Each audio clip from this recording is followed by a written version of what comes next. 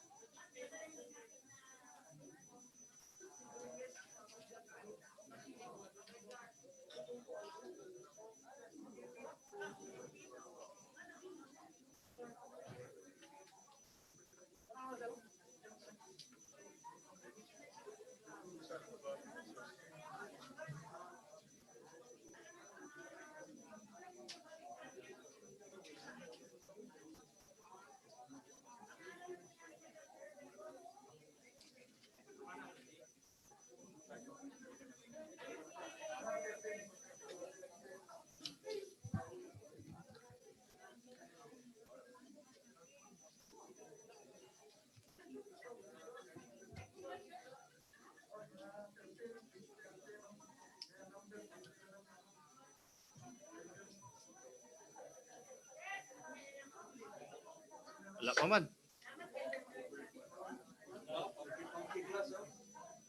Inatag wa.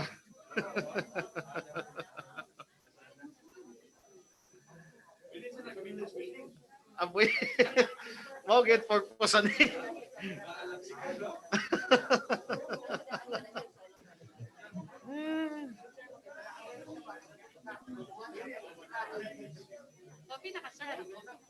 No?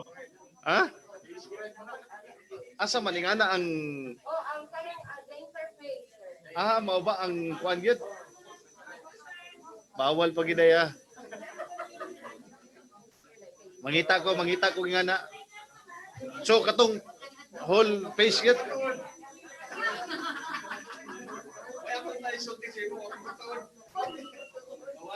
Bawal niya po kagawad.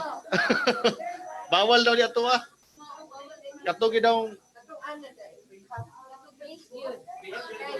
Ang face man mo sir, wala ka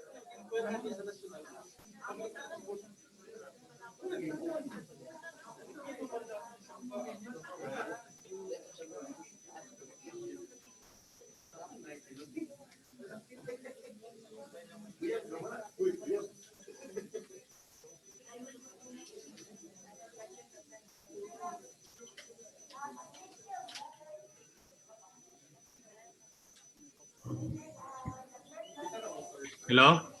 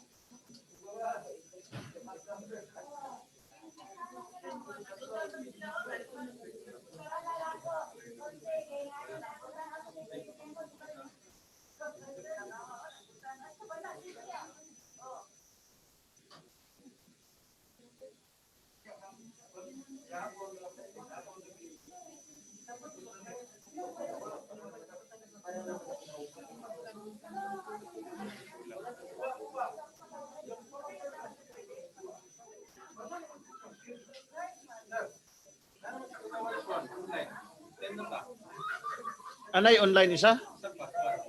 Oh, sige, sige. Oh, 1, 2, 3, 4, 5, 6, 7, 8, 9, 10. Oh.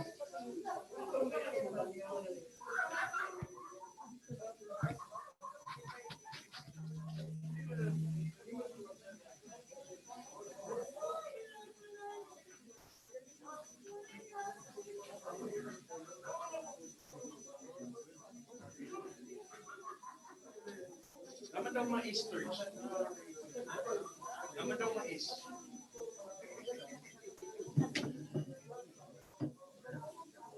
Okay.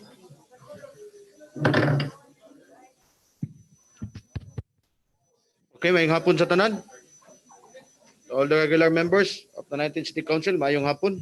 Since we have a simple quorum, since there is our colleague from the social media is already present.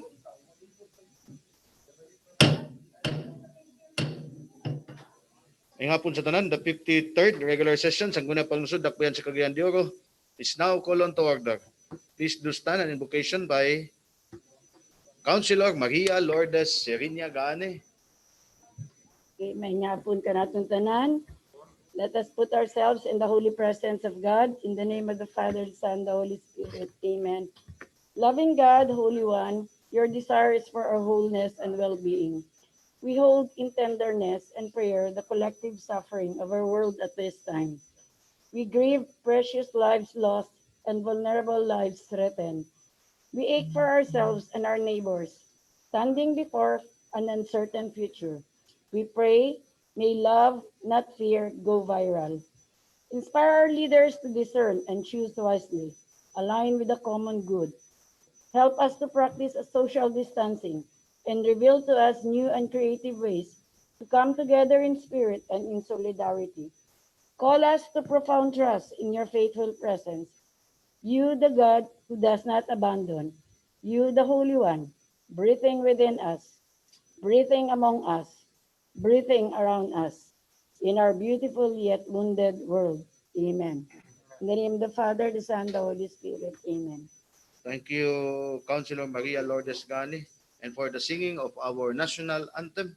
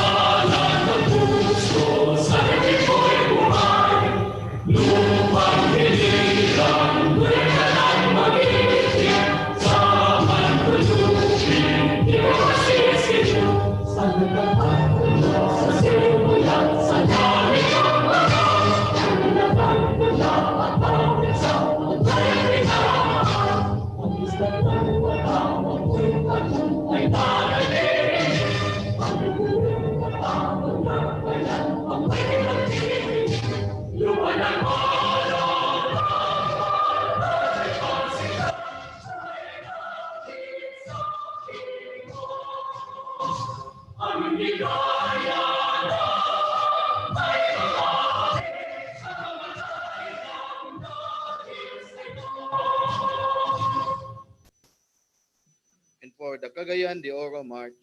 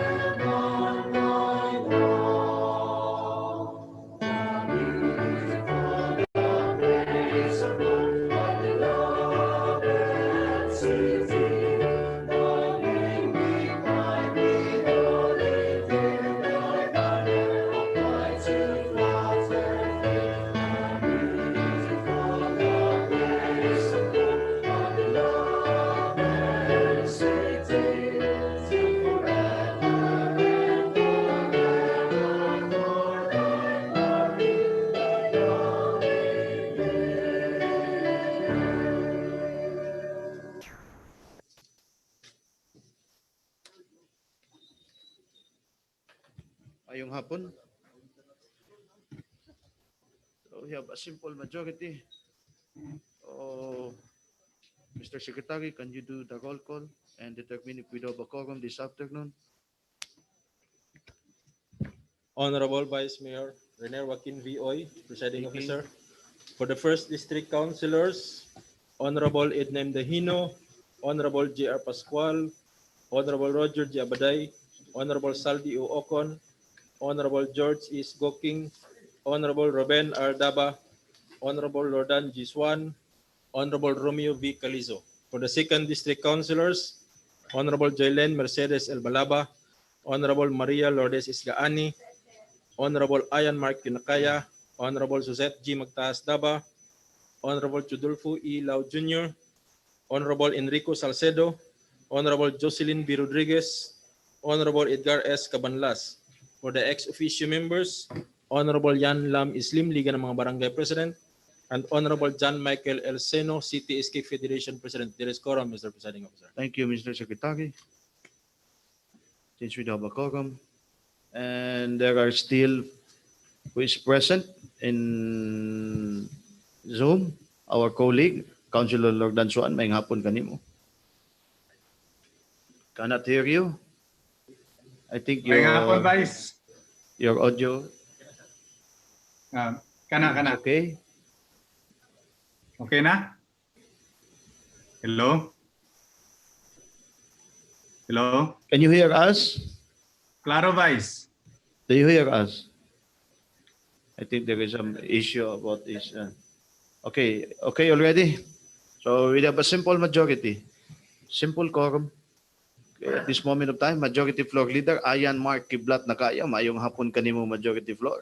Mayong hapon, Mr. Chairman, and good afternoon to our colleagues and friends from the media, fellow Cagayanons. Mayong hapon. I move, Mr. Chairman, to dispense with the reading of the minutes of meeting on August 10, 2020, and to consider the furnishing of its copy to every member as the reading itself. Properly moved by the majority floor leader. Is there any second? Seconded. Is there any correction? Is there any correction? If there is, this could be the right time since there is no correction after all. It is hereby approved. I likewise move for the approval of the said minutes of meeting. For its finality of it, seconded. On special report portion, Mr. Chairman, we have 3 members of the City Council who have made reservation. Their intention to make a special report before this August body. First is Councilor Jocelyn B. Rodriguez. She will be reporting her proposal as regards last week's meeting with the DPWH engineers. And Councilor Edna Inday Dahino would like to report on the current situation of the social distancing concern amidst pandemic. And Councilor Lordan Swan, Mr. Chairman, would like to report on tuition fee of schools in relation to virtual learning. So, Councilor Roger Abaday, if be allowed, Mr. Chairman, would like to render a report on his concern about curfew. So, for the 3 members, Councilor Rodriguez, Dahino, and Swan, Mr. Chairman. Okay, thank you, Majority Floor Leader.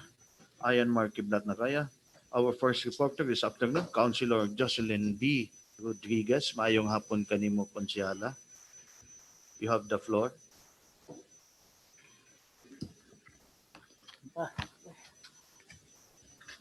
Good afternoon, Mr. Chair. Good afternoon, hapon. everybody. Last week in our regular session, we invited last meeting in aid of legislation the representatives of the Department of Public Works and Highways, Regional Director, and representatives from the 1st and 2nd District Engineering Offices. The main purpose of their invitation is that we need to know the main cause of the perennial flooding during heavy downpour at the National Highway, particularly at Kauswagan and Lapasan in this city. Further, I also raised a point last meeting that one of our legislative actions for that invitation is to come up with an ordinance creating an advisory council which will see to it that appropriate drainage or flood control program and are appropriately implemented. I do not know, Mr. Chair, whether all of us are satisfied with the outcome of our discussions last meeting, but in my case, I was not satisfied. From the exchanges of information we received, I could not see a concrete solution, thinking that the flooding problems in our city the people of Cagayan will still be suffering from it. Hence, it is incumbent upon us, being members of the lawmaking body of the city government of Cagayan de Oro, to come up with appropriate legislative measure which policy can help both the city government and the national government in solving this perennial problem. Just a review, Mr. Chair, almost 6 years ago, Xavier University, Ateneo de Cagayan initiated a survey asking the people on what is the top problem of the city in terms of the delivery of basic services in the infrastructure sector. Around 33% of the respondents responded that the drainage system is the top problem in Cagayan de Oro City. Then last year, in the 2019 survey, again conducted by the Xavier University with similar question, asking the people on the top infrastructure problem of the city, the problem in our drainage system is identified by 45% of the respondents. I definitely agree on this study, Mr. Chair, that ever since the flooding is a perennial problem affecting the life of our people, it affects public health and most importantly, our local economy. It is my contention, Mr. Chairman, that it is high time now that we shall come up with a city ordinance institutionalizing the coordination between the city government and the DPWH in the planning, review, and in the implementation of our drainage system and anti-flood control projects. The floodwaters in the city pass through not only in those nationally maintained roads, canals, and drainage system. Though these floodwaters are also passing through the city's maintained roads, canals, and drainage system. Looking at the provisions of the Local Government Code of 1991, we also share a bigger responsibility in solving the problems of our drainage system in the city. We cannot just simply left this to the DPWH or any national agency for this matter. Mr. Chairman, as I have raised it last meeting and with high respect to the Committee on Infrastructure, I am endorsing my legislative proposal for the passage of an ordinance entitled An Ordinance Creating the Cagayan de Oro Flood Advisory Council. I identify three salient purposes why I'm authoring this ordinance, Mr. Chair. First is the protection of human life and the health of our people brought by the flooding and our utmost concern. And second, we have to harmonize the drainage system and flood control projects of the city government of Cagayan and DPWH.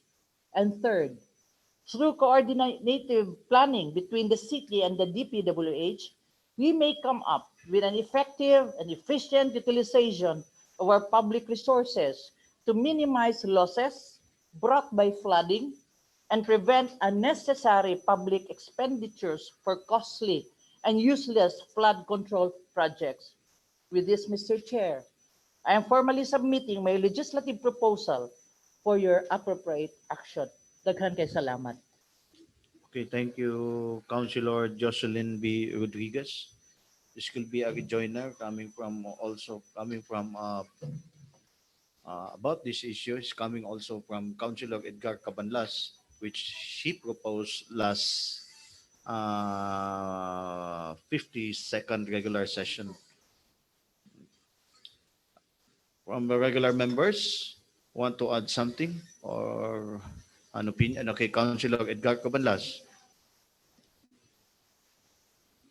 Ngayong hapon kanimo konsehal. Ngayong hapon buutan o bungan nga Vice Mayor. Kikangoy. I'm wearing the baron because I just came from a hearing, Your Honor. I have no time to change. I am very glad that there is a follow-up of our discussion last week on the issue of flooding in the city. And I I am backing up the proposal to establish, create an advisory committee. I like the name, again, Euro Flooding, Flood Advisory Committee or the commission. No? And for that purpose, Mr. Chairman, I am also supporting the proposal of Councilor Rodriguez that this will be submitted to the Committee on Infrastructure, headed by the reporter himself, Councilor Saldi Ocon. And he should be assisted. He should be assisted by the city legal office to draft the ordinance, so that we will not anymore subject that to the city legal for review. So I am In addition po, the coordination of the Hapsay Sapa also by Sapa should be there the also. executive department for the And also Hapsay the Sapa. city engineer's office should be there. City engineer. And I mean, we will leave that to the chairman, Councilor Sadiokon, to choose the members of that of these resource persons that would draft the proposed ordinance, and that will be submitted to us for approval, and then we will review it. Very important, Mr. Chairman. Kana mong good. Pero akong nabantayan, for the information of everybody, akong nabantayan, kusog ang ulan itong niaging duha kadlaw, tulukan, wala na lagi magbaha dito. Mura sila og nakamatat ng halis po gamay sa atong pagkulatan ni Councilor Rodriguez. Murag, di ba, parte, ilang gibak, ilang gitinuod, pagbakho, Mr. Chairman. I think there is a standby heavy equipment unit over there, as I heard. Anay ga, what? I don't think so. I don't think the don't- Lapasan also. I'm not sure about Lapasan, but what I noticed is dito na Oswagan.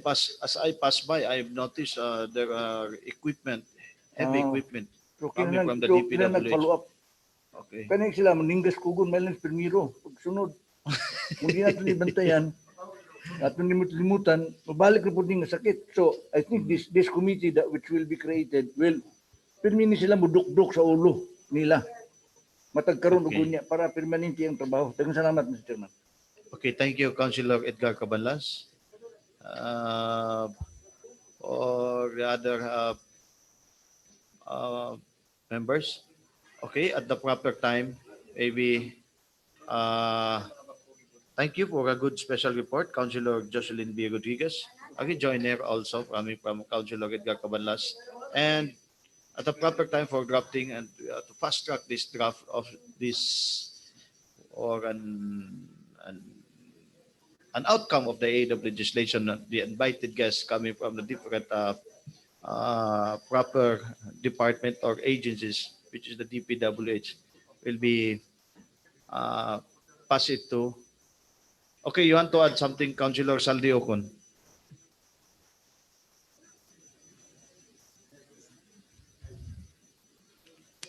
Good afternoon, Mr. Presiding Officers, May hapon. members of the 910 Council. Challenge accepted, Mr. Presiding Officer.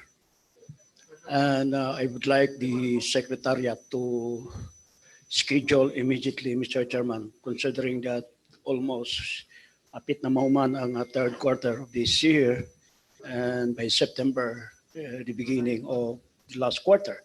So perhaps we can finish this before the end of 2020 for this very important passage for the ordinance, just to address one of the the flooding problem in Cagayan de Oro City.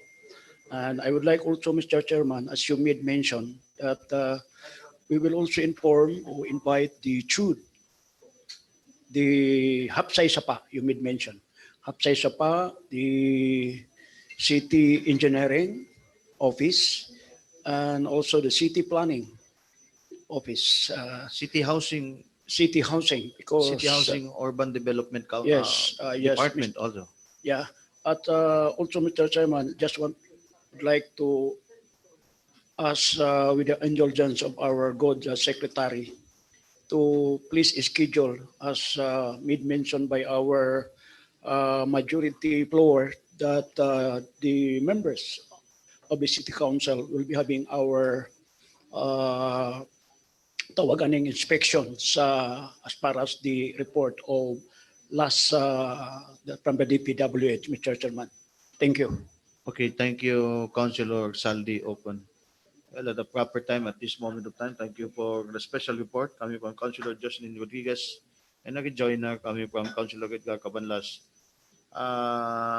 This matter will be act accordingly and accountate about the flooding problem or issue in our locality will be referred to the committee or the special reporter way back 52nd regular session committee chairman on infrastructure, committee chairman, Councilor Saldi Ocon.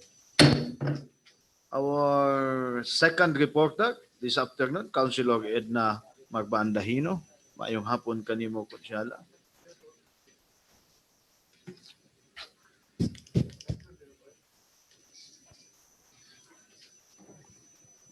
Good afternoon, Mr. Chairman. Good Mayong afternoon hapon. to my fellow councilors and our visitors at the back. Good afternoon. Mr. Chairman, my report is all about social distancing queuing. Mr. Chairman and my distinguished colleagues, the spread of coronavirus has taken an alarming turn in our country. As of yesterday, August 16, 2020, DOH COVID-19 case bulletin reported a total of 161,253 cases, and it increases every day by the thousands. A vaccine is currently not available. Yet, so the best way to prevent illness is to avoid being exposed to the virus. We are told to observe non-pharmaceutical controls like hand washing, to avoid touching our eyes, nose, and mouth, and most of all, to keep a distance of 2 meters from another individual as measures that can stop or slow down the spread of this highly contagious disease. Sadly, Mr. Chairman, among the biggest concern nowadays is lack of respect for social distancing measures and the disregard of strong advice against large gatherings. However, I was terribly alarmed by the throngs of shoppers who defied a physical distancing protocols last Saturday when one of the malls offered show sale at 80% off. So alarming that it prompted our Foreign Affairs Secretary Teodoro Locsin Jr. to call the attention of IATF. Thankfully, our local government was swift enough to intervene and stop the holding of such promo sale. Mr. Chairman, I also happened to pass by the SSS office last week, and I saw hundreds of people queuing under the heat of the sun without exercising social distancing.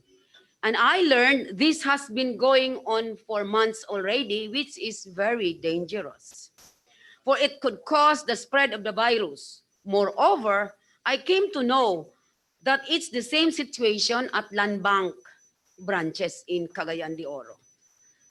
Mr. Chairman and my colleagues, I am bringing this matter to your attention because it is a matter of public health, and we are treating this matter extremely serious. We need to do all we can to prevent the serious of COVID-19.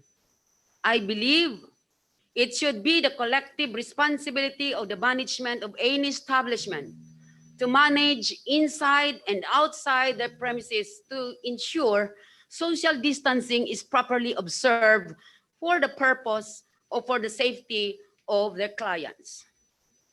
And I would like to appeal to the officers of SSS, Land Bank, and all other businesses as well. Please create safe and comfortable experience for your clients queuing outside your premises. Also, if you can provide chairs or tents. For those queuing outside, so much the better, and please follow strictly the necessary protocols from IATF as to not to unnecessarily expose our people to the virus. Further, Mr. Chairman, I would like to ask the indulgence of this august body if we can invite the officers of SSS and also the Land Bank to apprise us of the current situation. What is causing the very long queues at their offices daily? I heard people are starting to queue at early as 5 in the morning. Kung dili pa gyud makakuha og number, Mr. Chairman, kay limitado ra ang number of the clients ilang i-cater, balik na sab sunod adlaw. Kaluoy pod aning mga kliyente nila to let them answer the complaints and its members over the difficulty of paying and transacting business with them. We need to do this to help our people who are clamoring for the better services from the SSS and also with the Land Bank, especially the elderly and the pregnant women.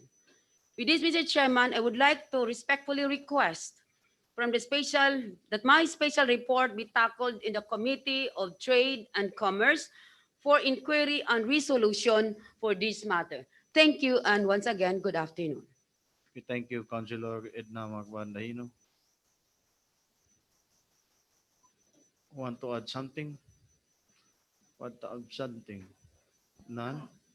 Okay. Okay, Councilor Edgar. Councilor Saldi Ocon.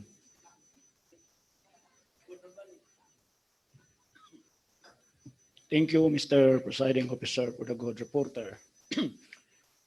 Miaging simana, I heard from the presidential daughter, Sara Duterte. She said, nga ang mupatay sa ato, dili ang coronavirus, kundili ang mupatay ang atong pagkabadlungon. Muna iyang giingon. So I remember, Mr. Presiding Chair, when Region 10 was being declared as general, I forgot, modified general community quarantine, of course, including Cagayan de Oro. I know that there is an order also from the Interagency Task Force chaired by Secretary Duque that still some protocol should be observed. Any establishment, especially our mall, who violated such protocol, they are answerable. Pak mingon pagay itong uban nga na-warning, ug di gud maminaw, siradaan ang ilahang establishmento. Usa sa mga naka-alarma, tama tong report sa good reporter, Councilor Dahino, anay malls Cagayan de Oro na gipahunong yun sa pulis na lang, kay grabe yung kadasok ang mga tao. Wala gani maggamit og mga mask, social distancing, wala nag-observe. So, simba ko na aniadto ang mga positive. Dako na yun ang problema nato sa Cagayan de Oro. Kay ang Cagayan de Oro karon labing tinuod.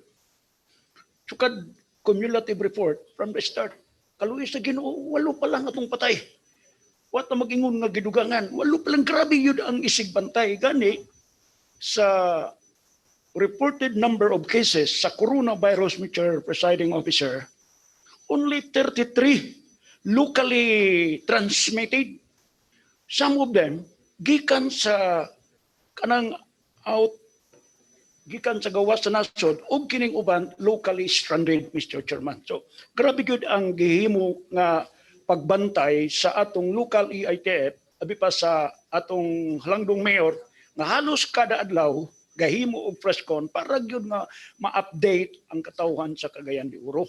So atong hangyoon pod, Mr. Chairman, ang mga malls akong mahimo nga i-observe yun ang mga nagkadaiya nga mga protocol, social distancing, wearing og mask, 18 years below, 60 up above.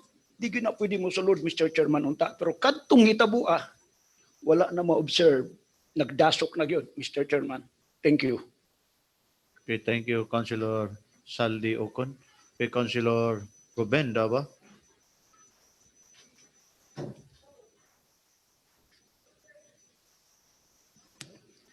Daghang salamat, Mr. Chair. Ayong hapon sa tanan o sa atong mga bisita. I agree with Councilor Dahino sa iyang special report karon. And then kung pwede unta akong idugang sad sa report ni Councilor Dahino kay nagsugod na karon og dakop sa kana bitawng face shield ang kanang like mga kuan. So I do hope the good councilor na iyan na lang i-refer or ikuanan nga tagaan na lang gid nato og mga penalty gid siguro.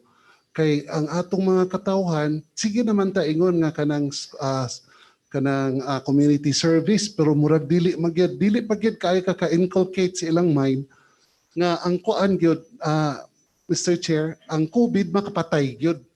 So aron mabantay gid kita, maghatag kita og mga penalty kay unfair man kaayo sa mga tao ato mga kaigsunan nga nag-follow gyud nga gagamit unya ang uban sayon-sayonon lang para atong nahitabo sa mall ang uli na gani gagamit sa ilang mga mask. So I do hope the good councilor can also include the face shield para matagaan na gyud og penalty. Daghang salamat, Mr. Chair. Okay, thank you, Councilor Ruben Dava. Okay, Councilor Maria Lourdes Caani. In addition, May nga po ka natutunan. In addition, the Committee on Health and Health Insurance will be calling the management of Limket Kai Center tomorrow and the management of the warehouse who had their sale last Saturday. So rest assured na there is an DILG memorandum dated July 23 increasing the penalties for those not wearing a face mask and social and practicing social distancing. So I will be calling them tomorrow during our health committee meeting. Thank you. okay, thank you, Councilor Maria Lourdes Caani. So, thank you for a good special report, Councilor Edna Magbandahino. Your report will be referred it to Councilor as you wish, as will be referred it to the Trade and Commerce Chairman, Committee Chairman, Councilor George Sio Goking, and notify that we do all have the protocols and guidelines, but the proper implementation is the one lacking. So maybe a simple reminder for those who are, especially to those institutions or departments that are not following or any other national agency. Councilor George Cooking. Our last reporter, Councilor Logdan Swan. This afternoon, Councilor Logdan Swan. And you, okay. You don't have the audio. You don't have the audio. Thank you, Mr. Chair. Kana. Okay na? Lungga na? Still, Hello? Hello? there is a technical problem about your audio. Hello? Hello, Mr. Chair?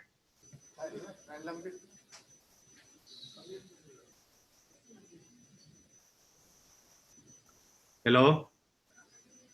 Hello? Kana daw. Kani? Hello? Still. Pagyapon? Hello? Magag ipakanta galing ka, Councilor Lordan Suan. Wala. Pwede mo sulod. Dili. Dili Japon madunggan.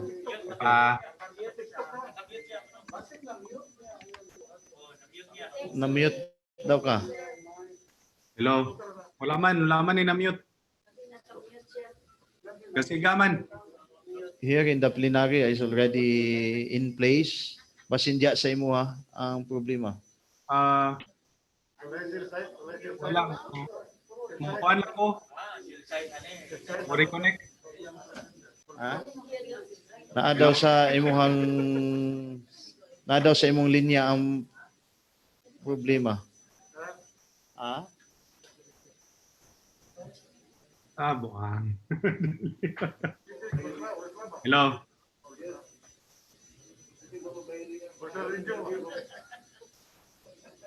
Sinagot ko ba sa kuhaan?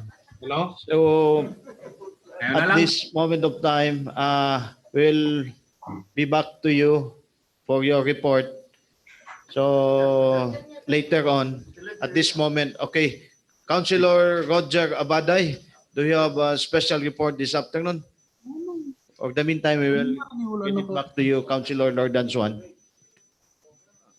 Okay, Councilor Roger Abaday. Thank you very much. Thank you very much, Presiding Officer, my colleagues, and people who are watching and listening us this afternoon. Good afternoon. Message lang ninyo. My report is about a curfew hour. I know that the city mayor, the IATF, stood pat about curfew hours. But there is no harm on trying and listening, Mr. Chairman and my colleagues. Now, Cagayan de Oro has already in a new normal, although abnormal pa gyapon atong environment because the presence of the virus. In fact, the recent status, the ITF classification, based on the status of incidents in COVID-19 pandemic, no, is and the pronouncement of the OIC City Health Officer, Dr. Lorraine Neri. I've been following the press conference of the city mayor together with the team. Hello. And the epidemiologist, Dr. and General Lucelito Rituya, Commander of Army, Rituya Army. The city showed the statistic minimal figures of incidents of PUIs and deaths. And large number of recoveries. And there is large number of recoveries. In fact, most of the cumulative cases of ROF and LSIs. So no clear local transmission. Correct me if there is reason of COVID-19. So during the committee meeting in Peace and Order and Public Safety, chaired by Councilor Romeo Caliso, my buddy, acting upon the request of some businessmen establishment in Cagayan de Oro. Their pleading is to shorten the curfew hours from the city's ordinance 9 p.m. Prime Meridian to 5 a.m. anti-meridian. To 12 o'clock p.m. to 5 o'clock a.m. Muna ilang request sa mga establishment.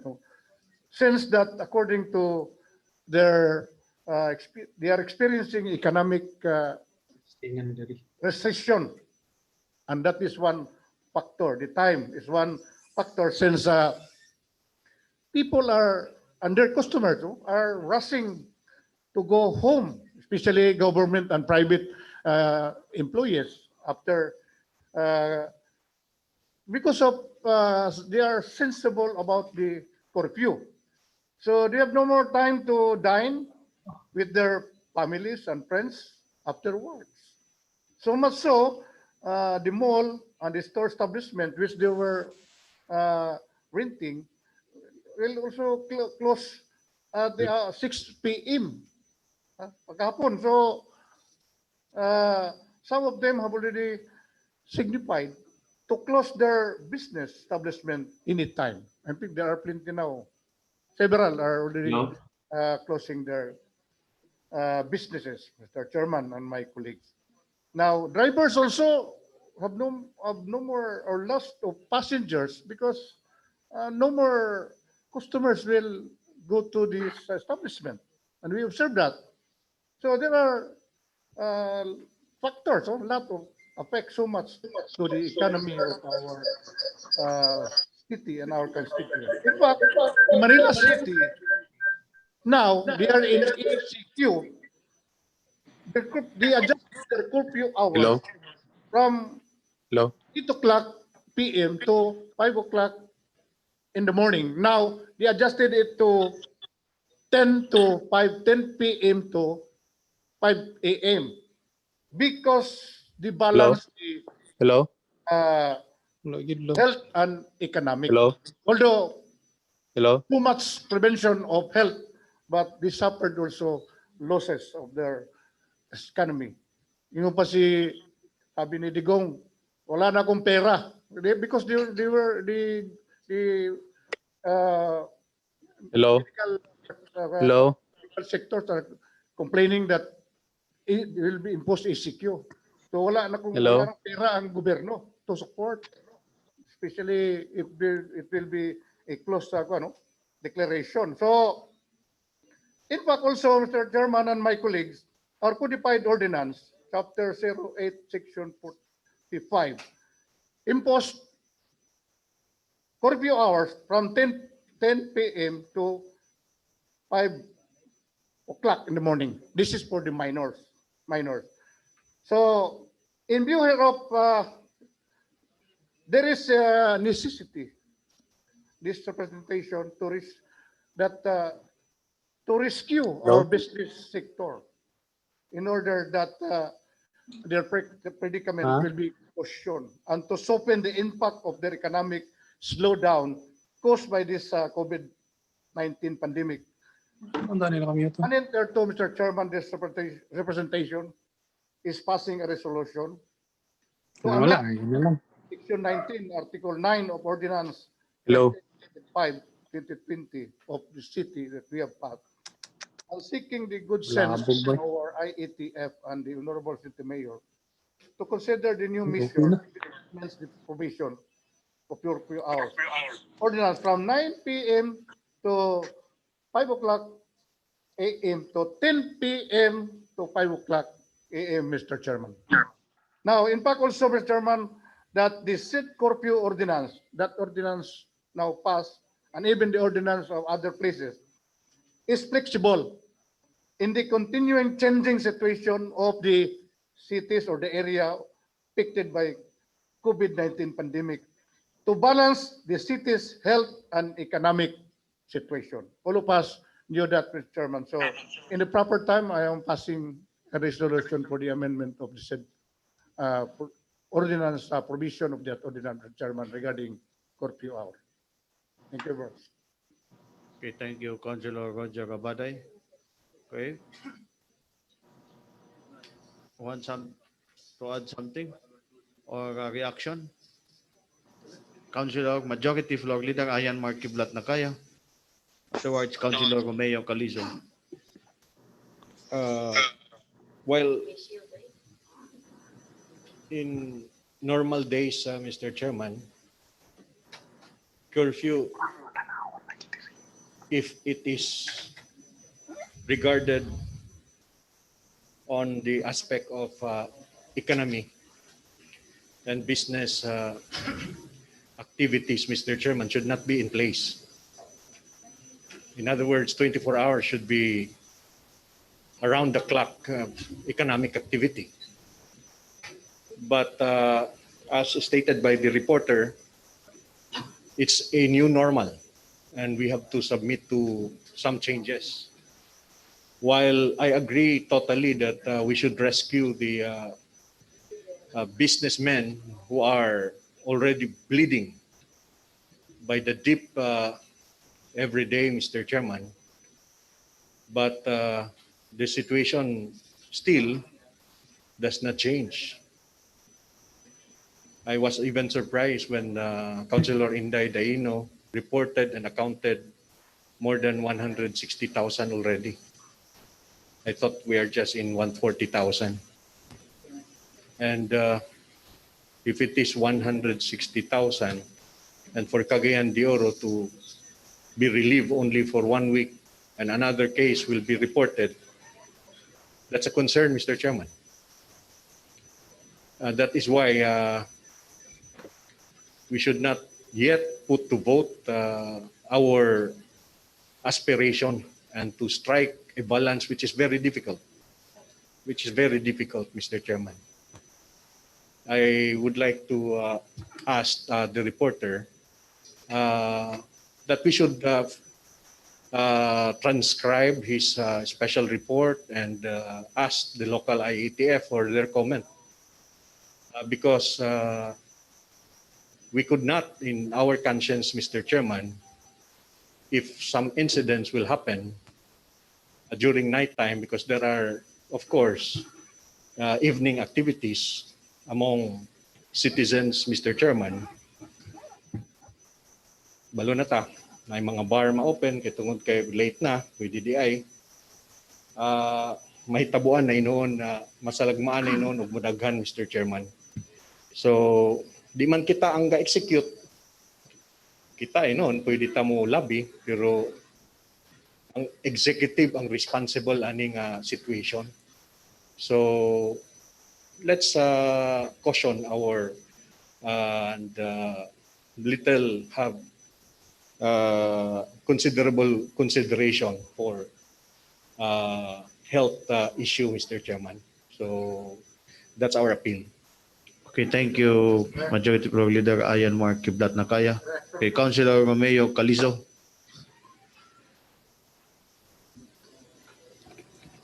Thank you very much, Mr. Presiding Officer. Good afternoon to you. Maayong hapon.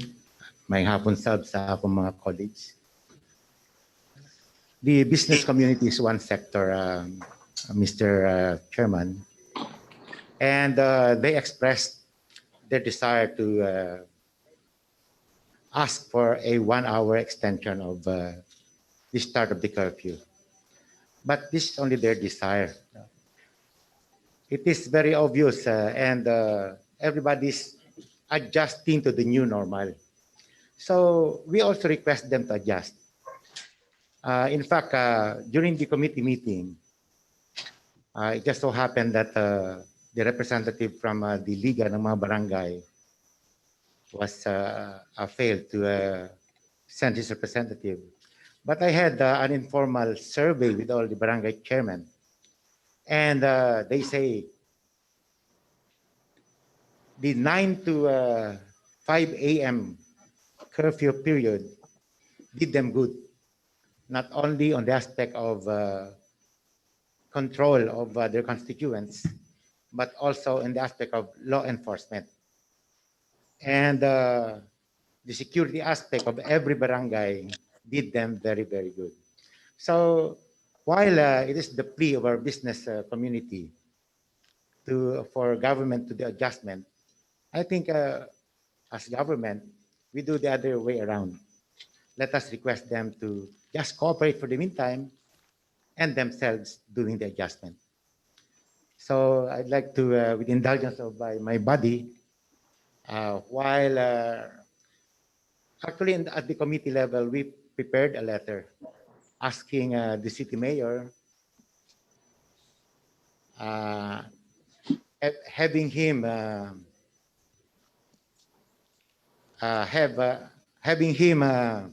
knowledgeable about the request of the business community. But when, well, in my introduction, immediately he said, while we understand their predicament, I think they too should understand the predicament of the others. So in short, it is implied, Mr. Chairman, that meantime, the 9 p.m. to 5 a.m. Curfew period stays. Thank you, Mr. Chairman. Okay, thank you, Councilor Mameo Calizo. Okay, Councilor Edna Dahino, to add something. Thank you again, Mr. Chairman. And Mr. Chairman, we understand the business sector, Mr. Chairman. But however, with this increased number of positive cases, Mr. Chairman, I think we need to reconsider this again and again. Kung kaniadto na nahimo nato nga medyo naggamay ang atong cases, nga stricto kaayo ta sa kining atong curfew hours, how much more karon nga nidaghan ni dako ang number sa atong mga positive, Mr. Chairman. So I think we need to study this first before really kanang pushing this request. Thank you, Mr. Chairman. Okay, thank you, Councilor Edna Dahino. Okay, Councilor George Cooking. You are much younger when you are wearing that one. Salamat, Mr. Chairman. Sa akong mga kauban sa 19 City Council. Ang akong masuggest sa Mr. Chairman as not to antagonize the IATF ruling on the 9 to 5 a.m. Curfew, maybe we can have a second option like to shorten the time of the employees, government employees, because there's a ruling sa civil service nga instead of going home at 5, maybe we can suggest go home at 4 so they have time to go shopping or maybe bring it to 3 o'clock. So para pag uli nila, na sila time to wash up, prepare, and go to the mall. So thank you, Mr. Chairman. Maran akong medyo option. Kaya we cannot just go antagonize the IATF. Thank you, salamat. Okay, thank you, Councilor George Cooking. Okay, Councilor Roger Abaday. Kasagara ilang pinulungan nga wa lagi COVID pero di ka mamatay sa COVID pero matay sa gutom. You know, even the Senate now and the Congress are now passing the bill, that stimulation law, in order to support the business establishment, giving them loans in order to recover. That is also the feeling of our businessmen in Cagayan de Oro. So, sometimes, Mr. Chairman and my colleagues, even the words of one person, it becomes a law. Idea lang niya sa ka tao, nga kanin with this one, then it becomes a law. Not looking also the consequence of the those who are affected with Mr. Chairman. Gamay rin lang yung pangayaw, Mr. Chairman. It's only 1 hour. Ingon sila itong businessmen during the meeting. Okay na yun, anak. Medyo makarecover na mi. Kaysa karon wala yun. We will close our establishment. Nangutang sila, dagko ilang utang, di nila makabayad. So they are forced to close their establishment. So, how can we rescue them? How do we balance the situation?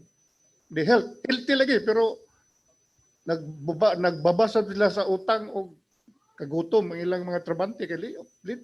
It's a domino effect.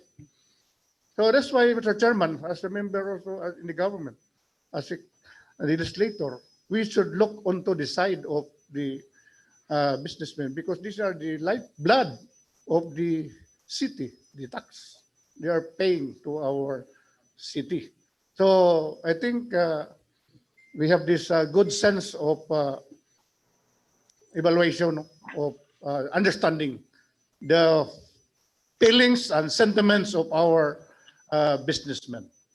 I do not force the issue if majority will not, but at least I have brought the sentiments of our businessmen sector in Cagayan de Oro. Thank you very much. Okay, thank you, Councilor Roger Abaday. Thank you for your special report.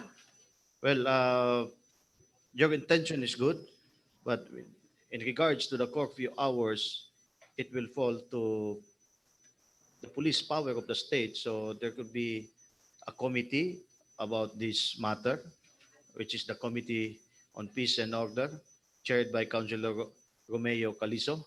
Since it falls there, so this matter, not to at the proper time that we will have to pass a resolution, but this matter will be referred it back to the Committee on Peace and Order and deliberate the matter as well in the proper committee and act at the proper time. Okay, will we back on? Mr. Chair? Before we So- proceed to Councilor Swan, Mr. Chairman, Councilor Romeo Calizo is already here. It's his birthday. Could we greet him? Have a happy birthday. okay. Councilor Okay. Doc Buboy Daba, please. Councilor Romeo Calizo, in behalf of the 19th City Council, we are very thankful for the lechon.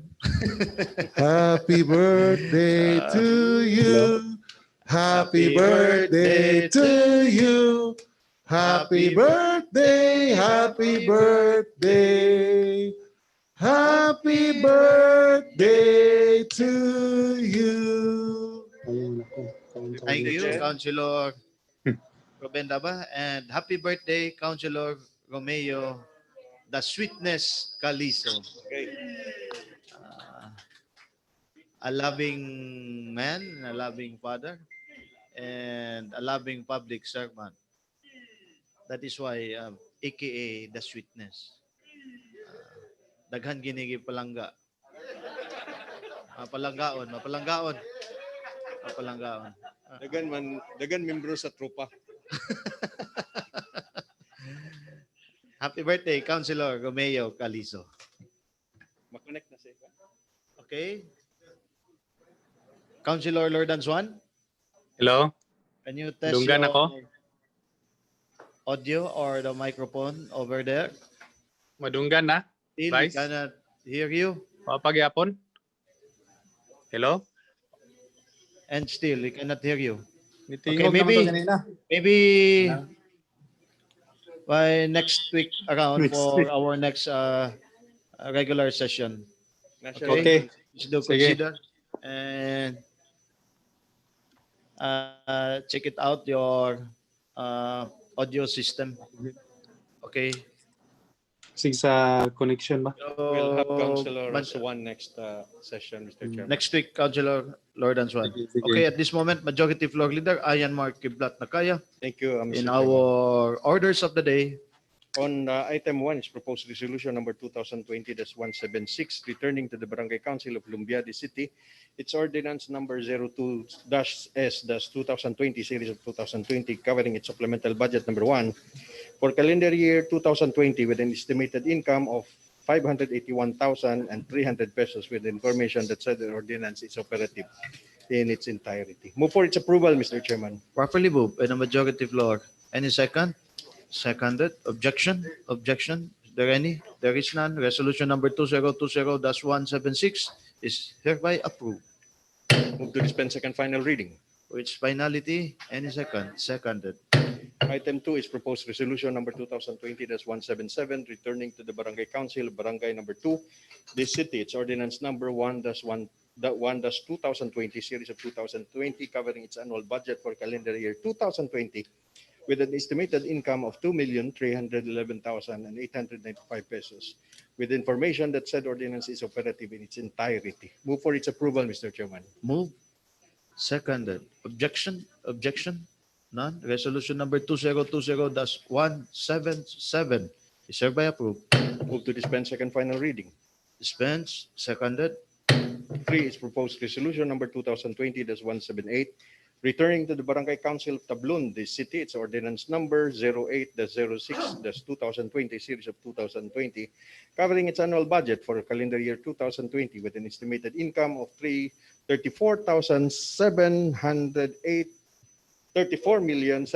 34,708,308 pesos with information that said ordinance is in operative in its entirety. Move for its approval, Mr. Chairman. Properly moved.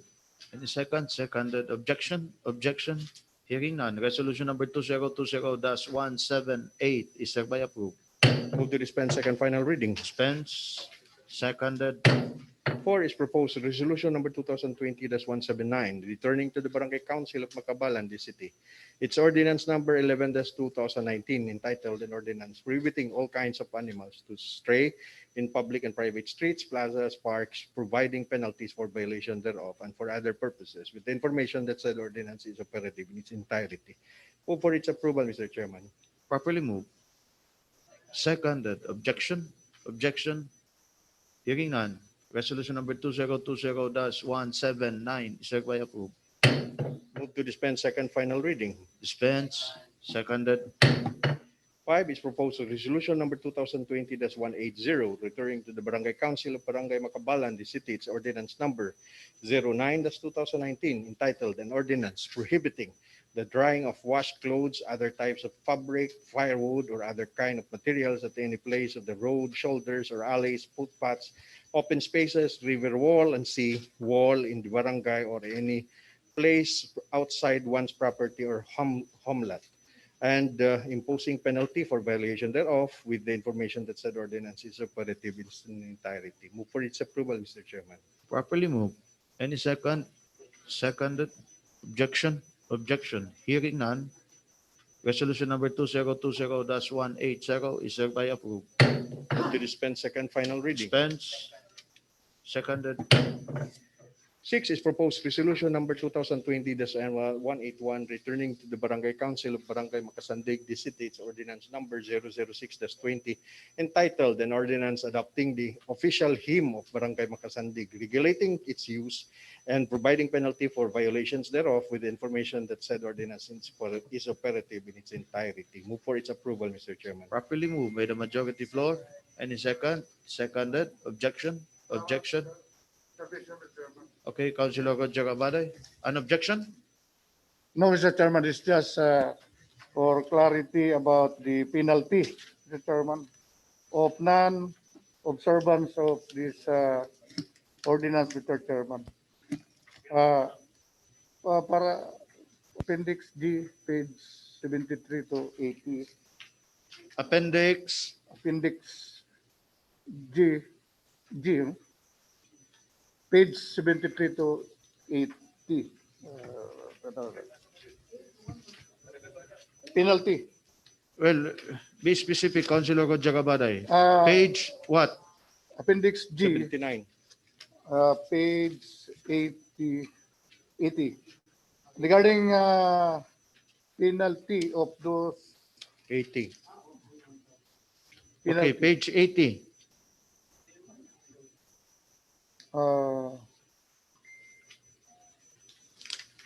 Penalty, Mr. Chairman.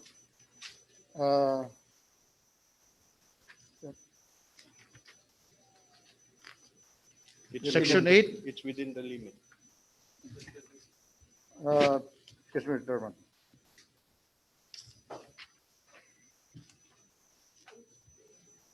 Penalties, section 8 of this ordinance.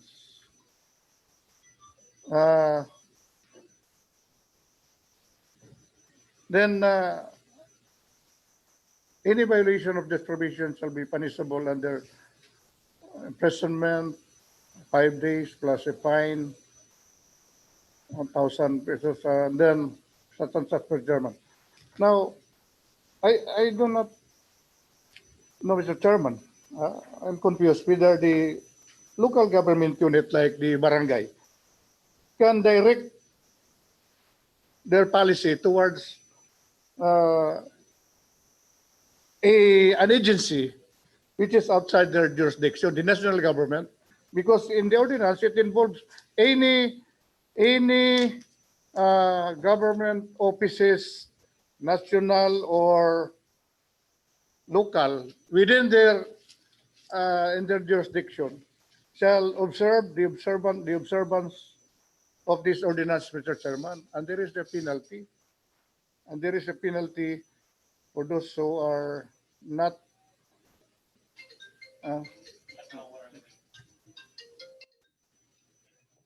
So my question is the barangay as the empowered, as their authority to punish or to implement this to the national government who are situated within their area? Now, under the ILG opinion, Mr. Chairman, the ordinance may be declared invalid on the sole ground that such ordinance is beyond the power conferred by the local government unit. But I just want to raise this, Mr. Chairman, to clear the matter whether they have the jurisdiction to impose this penalty to the national agencies that are within their jurisdiction. Do they have the power or authority? Well, That's my query, Mr. Chairman. okay, I think the penalty is in place and for the fines, but for the imprisonment, I want to make it sure for such violation as this. Mr. Chairman. Okay, Majority Floor Leader. What has been noted in the draft ordinance, Mr. Chairman, are the prohibited acts such as it shall be unlawful for any person or group to alter lyrics and notes of the official hymn of the barangay. So that's the only prohibited act. And the other one in section 3 is it shall be unlawful for any person or groups to sing the barangay hymn in a mocking manner. So in other words, regardless of who you are, whether you are an employed by the barangay, the city, based in Barangay Makasandig, and regional agency based in Barangay Makasandig, for as long as you are following and you're not recomposing the lyrics and you don't mock the hymn, so that's a personal penalty for violating the prohibitive act, and therefore it's not the institution, it's the person who mocks and ridicule the hymn. And to me, Mr. Chairman, they're allowed. The barangay government being a unit with the power to punish administrative and some pecuniary penalty, Mr. Chairman, are authorized. In fact, legal office has also endorsed. And dili ni siguro gikuan lang for amplification lang ni ang scope of policy, just for amplification. Chairman, may I correct my point, Chairman? I Okay. cited wrong section, declaration of policy, Mr. Chairman, section 4, page, appendix G, page 79, paragraph, section 4, paragraph B, C, and D to E. B, C, D, E. B, C, Okay, section 4. That the hymn shall be sung during all activities of the barangay after the singing of national anthem. No problem. All government officials residing in Makasandig shall sing the hymn during the weekly flag raising ceremony after the singing of national anthem.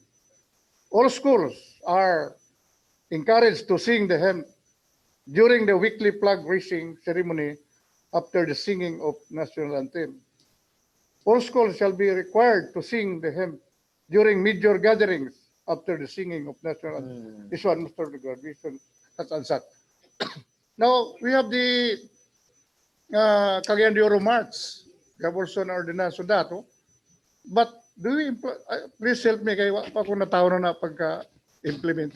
I was not yet in this council. No?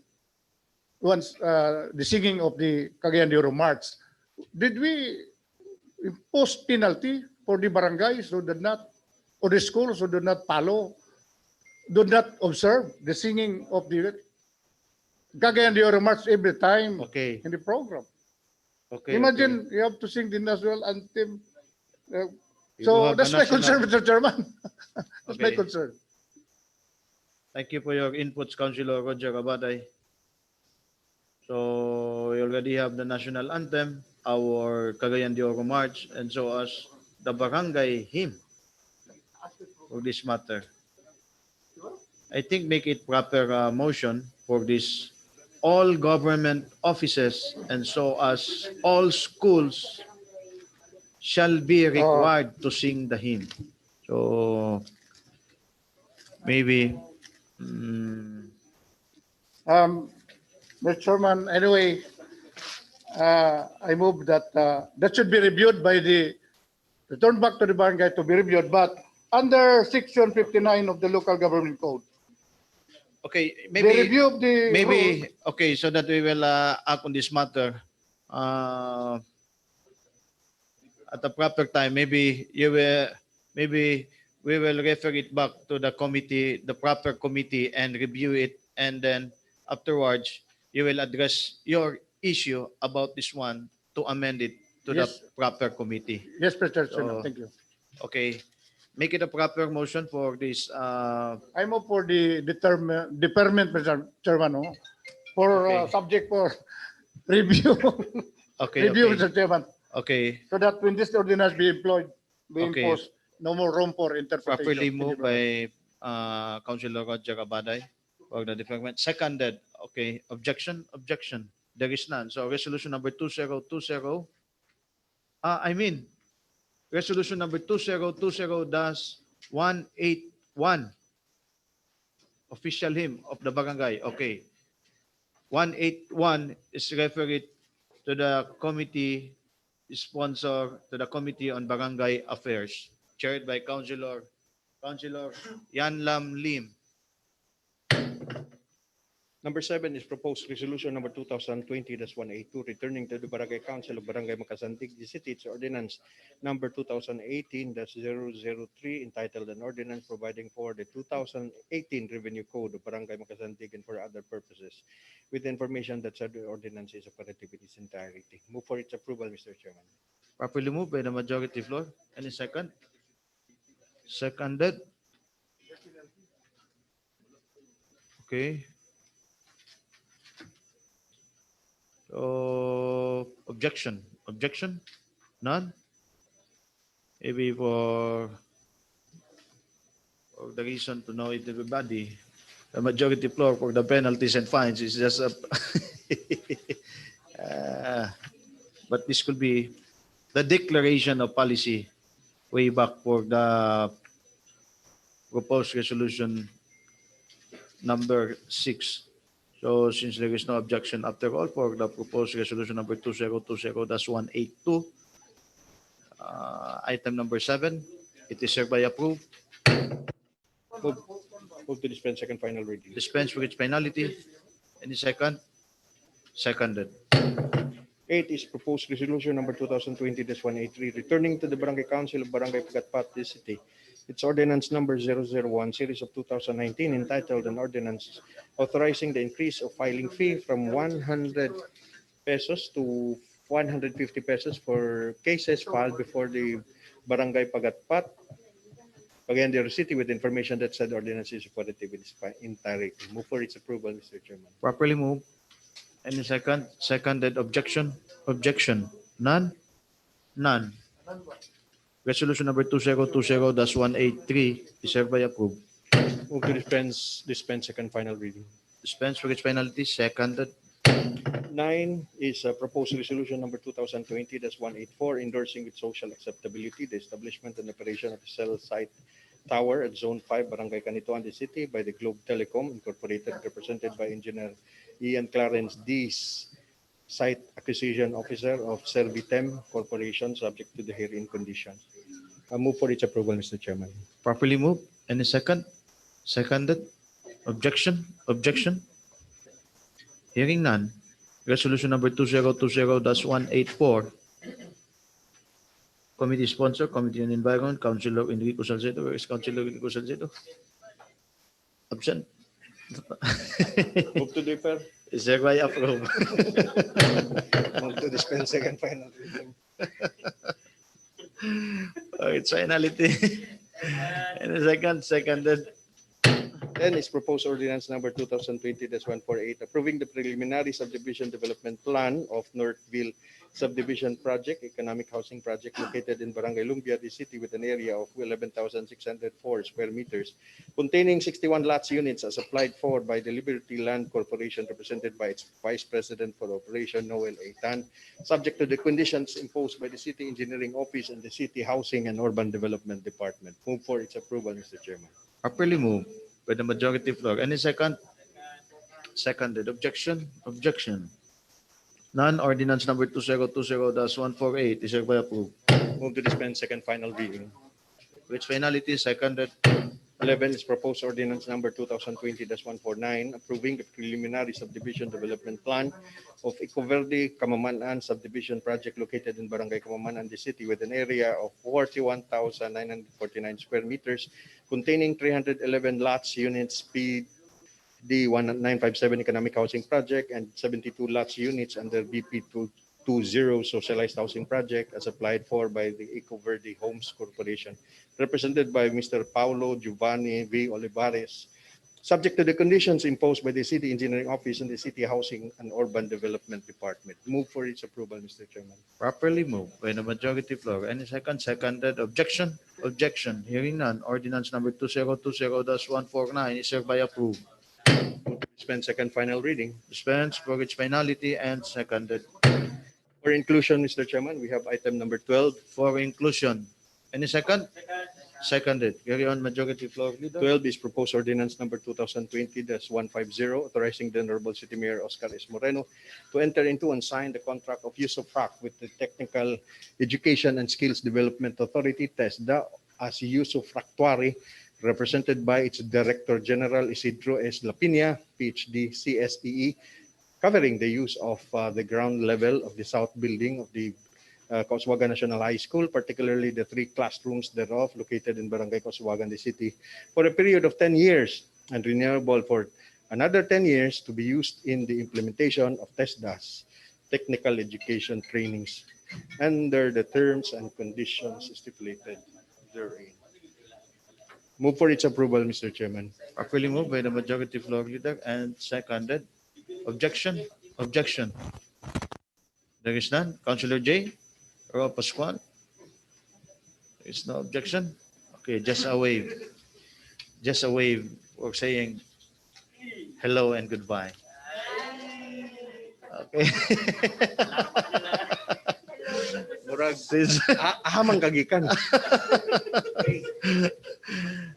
Since there is no objection after all, Murag, ordinance nakalupad man ka. ordinance number 2020-150 is hereby approved. Move to dispense second final reading. Dispense and seconded. Move to adjourn, Mr. Chairman. Session adjourned.